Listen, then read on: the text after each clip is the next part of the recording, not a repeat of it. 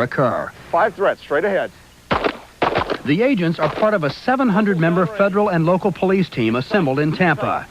75,000 people are expected to attend the Super Bowl, and 700 million will see it on television in 60 countries. Authorities say that makes the game an obvious target for terrorism. Cease fire! The FBI and local police say they have found no evidence yet of any terrorist plots against the Super Bowl, but they continue to watch closely and to tighten up security at the stadium. We're on alert on a 24-hour basis to deal with anything that might come to our attention. All vehicles entering the stadium are being checked, even police cars. Fans will be searched with metal detectors, and they are prohibited from bringing in electronic devices such as radios, TVs, and cameras. Bomb dogs are already checking the stands. Officials are putting up extra fences and concrete barricades, and a custom service Black Hawk helicopter is patrolling the sky. Quite frankly, we've done everything possible. We're going to extreme measures to make sure that the stadium and the surrounding area is safe. In past years, Super Bowl security dealt primarily with fistfights, pickpockets, and gate crashers. This year, officials are worried about the potential for something much worse.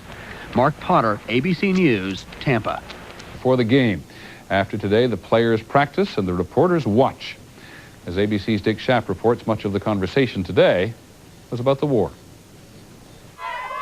It isn't always easy here in Tampa to remember that Super Bowl XXV isn't the most important thing that's happening in the world.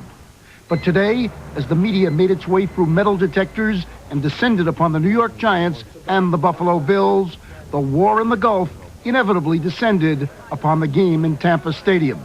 Pepper, how are you separating the emotions of having a cousin over in the war as opposed to the Super Bowl this week? Giant Pepper Johnson's cousin is a foot soldier in the Middle East. Buffalo's Carlton Bailey's father, a Vietnam veteran, was called up as an Army reservist. I was going to say, he's missing the biggest event in his life. He's missing the biggest event of his life, but, you know, I'm going to videotape it and everything. All over the stadium, football players fielded questions about combat. Our hearts are out to those men and women that are fighting for us over there. I pray for the children who are left over here, their parents gone, the mothers and fathers with their children gone.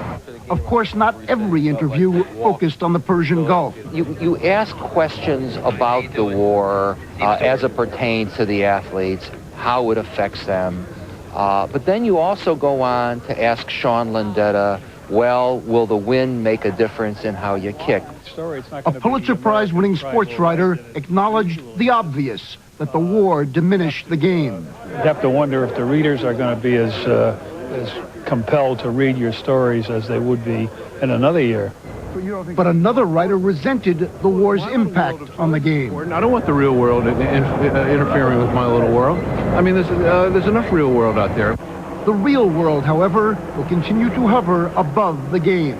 Dick Schaff, ABC News, Tampa.